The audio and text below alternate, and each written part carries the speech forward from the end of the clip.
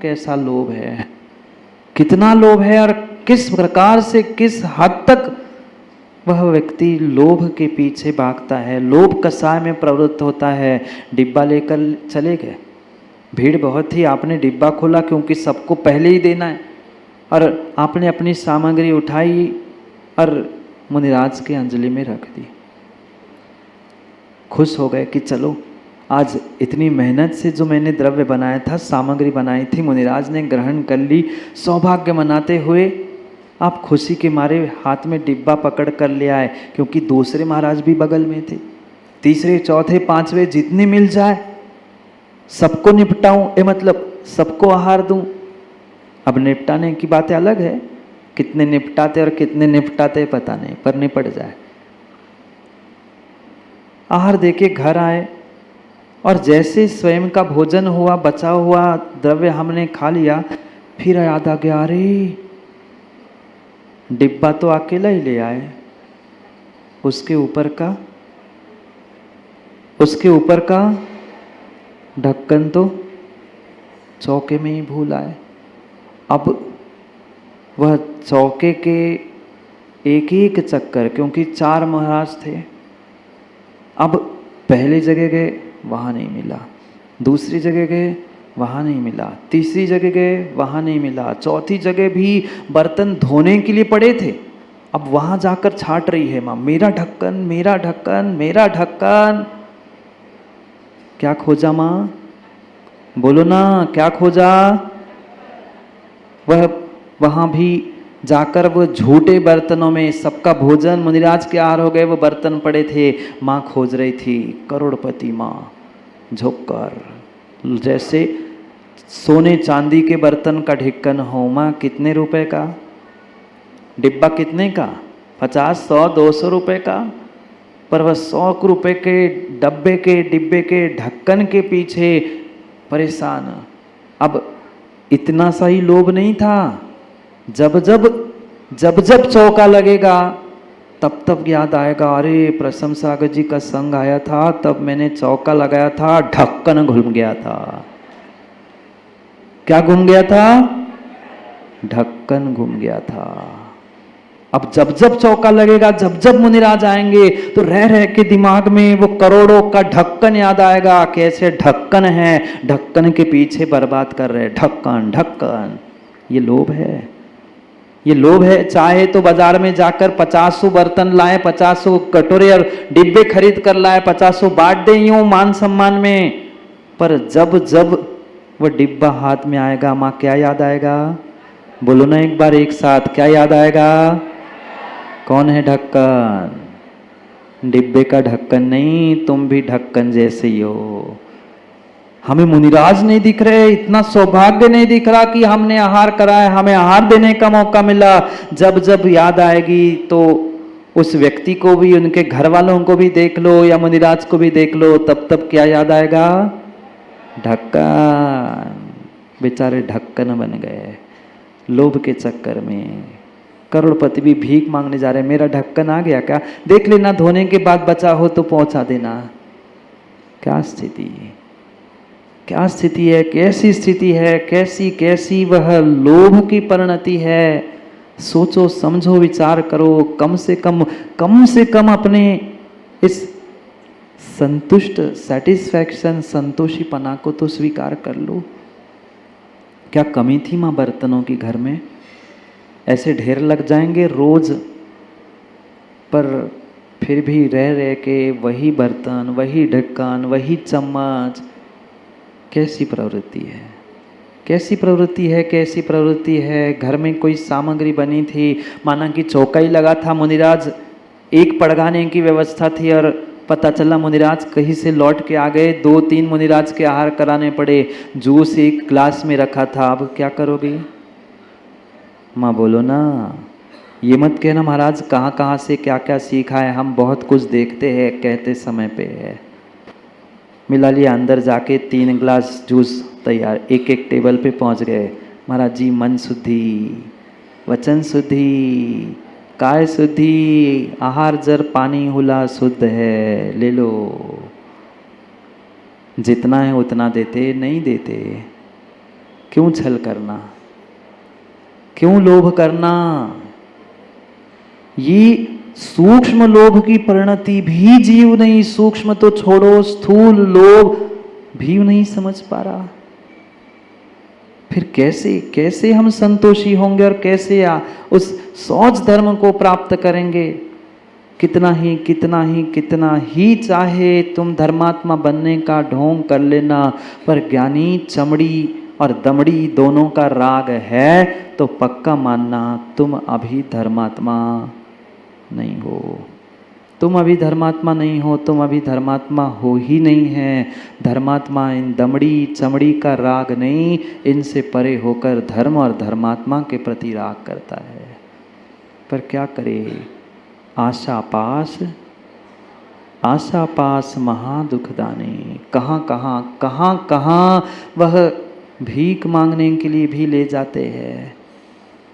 करोड़पति अरबपति आदमी भी दूसरे से जिसका नशा किसी को लग जाता है तो वह है क्या, चूना मांग रहा है, कहीं माचिस मांग रहा है, भिखारी बन गए, भिखारी बन गए। कहाँ उस लोभ ने नहीं लेगा। तीनों जो ये तीनों लोग हैं, तीनों लोग उस लोभ के गड्ढे में फंस चुके हैं। क्या हुआ, एक बार एक व्यक्ति था और व्यक्ति की घर में कुछ पूजा थी। पंडित जी को बुलाया, होगा शायद विनयवत जैसा कोई ज्ञानी समझदार। पंडित जी ने कहा कि भाई एक काम करो, इतनी बड़ी पूजा कर रहे हो तुम, नया घर बनाया है, घर की वास्तु कर रहे हो, तो एक कच्चा नारियल ले आओ, हरा वाला डाब, शुभ होता है, अच्छा चढ़ाएंगे, अच्छी क्रिया करेंगे तो अच्छा फल मिलेगा।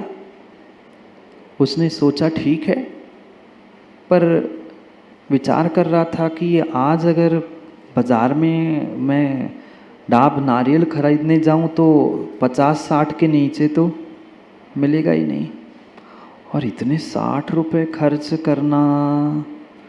उसने कहा देखता हूँ, अब कहाँ है, करना है पूजा, सब बैठे, काम कैसे चलेगा, 2-3 दिन बाद कार्यक्रम है, अब तैयारी करनी है। उसने सोचा ठीक है, बाज़ार में जाके देख आऊं, कुछ कम ज़्यादा हो गया 2-5 पैसे कम कर लूं। जहाँ बिक रहे थे वह कच्चे नारियल डाब, उसके पास पहुँचता है और कहता है कि भाई नारियल चाहिए। सेठ जी गाड़ी में उतरते हैं, उस खुश होता है कि भाई गाड़ी से उतरे तो शायद 10, 12, 15 ले ले, 2-4 तो ले ही लेगा। उसने रेट पूछा कि बताओ, एक नारियल चाहिए।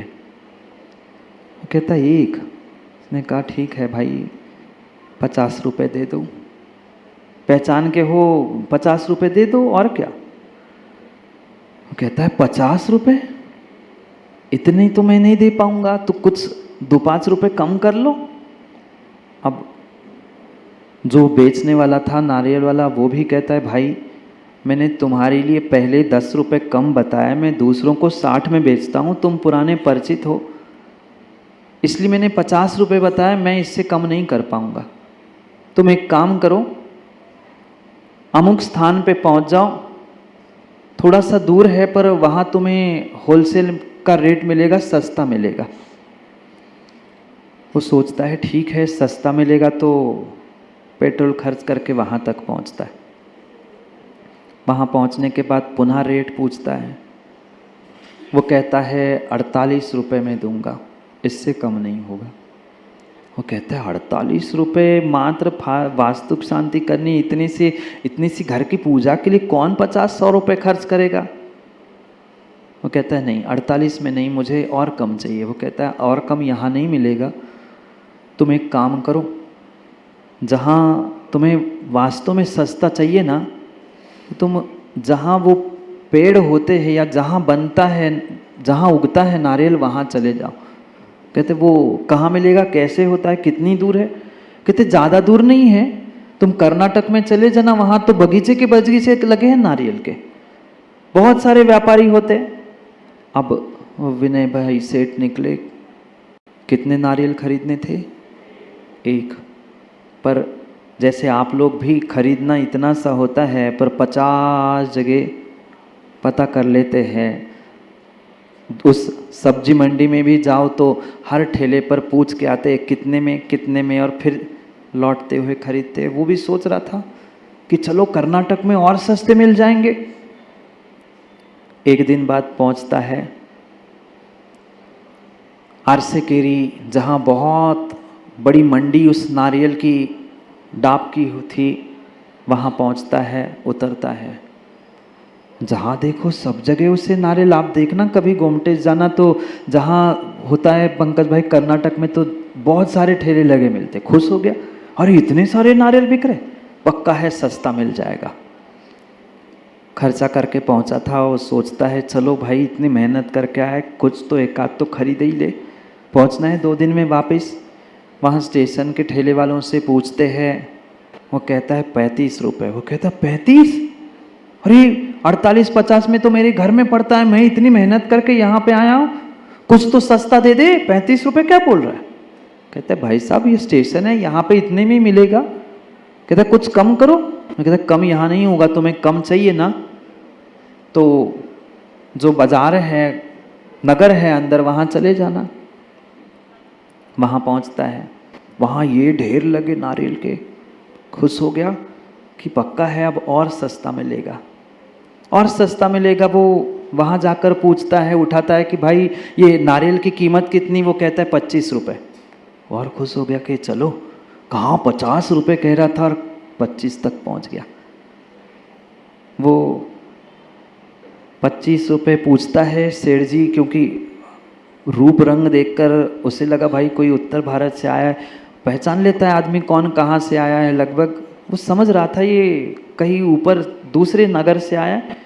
उसको लगा कि भाई 2-4 बोरे, 2-4 ट्रक खरीदने वाले सेठ होंगे, इसलिए उसने 25 रुपये बताया। वो कहता है कितने ट्रक? कहता है मुझे तो एक चाहिए। एक चाहिए?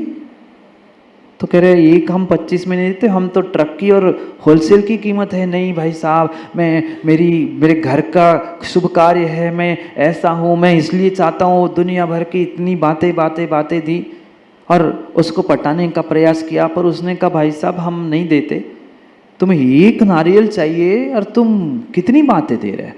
एक काम करो, यहाँ तो तुम्हें फिर भी पैसे देने पड़ेंगे, 25 रुपये 20 रुपये। तुम एक काम करो, पास में ही बगीचा है, जाओ तुम बगीचे में किसी वहाँ के माली से सेटिंग कर लेना, वो और सस्ते में दे देगा।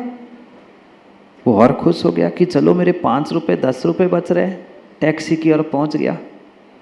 पागलों की भीड़ कमी नहीं है संसार में, मात्र कीमत उसकी कम चाहिए। पेट्रोल का आने जाने का खर्चा उसे समझ नहीं आया। वहाँ गया, उसने कहा 15 रुपये। अब माली से बहस करने लगा कि भाई 15 रुपये क्या होते, तुम्हारे इतने सारे पेड़ है, एक धक्का मारो नीचे गिर जाएगा, तुम 15 रुपये क्यों ले रहे हो?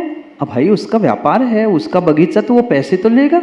नहीं 15 रुपये नहीं, तुम कम करो। आखिर वो माली कहता है कि भाई प्राण मत खाओ, ये पेड़ लगे हैं, ये नारियल लगे हैं, तुम्हें चाहिए तुम चढ़ो तोड़ो और जितने चाहिए ले जाओ, प्राण मत खाओ।